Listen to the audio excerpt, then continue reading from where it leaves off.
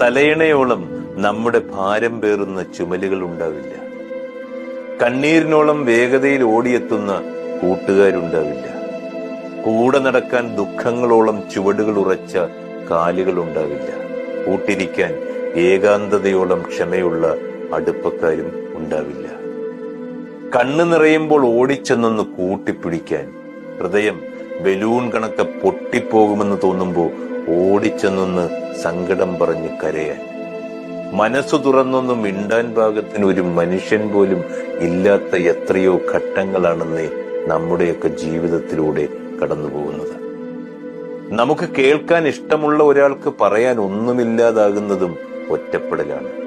ആരുമില്ലാതാകുന്നതല്ല, ആരൊക്കെ ഉണ്ടായാലും ആ ഒരാൾ ഇല്ലാതാകുന്നത് തന്നെയാണ് അത്. അതൊരു വല്ലാത്ത വേദനയാണ്. ജീവിതത്തിൽ ഒറ്റപ്പെട്ടവർക്ക് മാത്രം അറിയാവുന്ന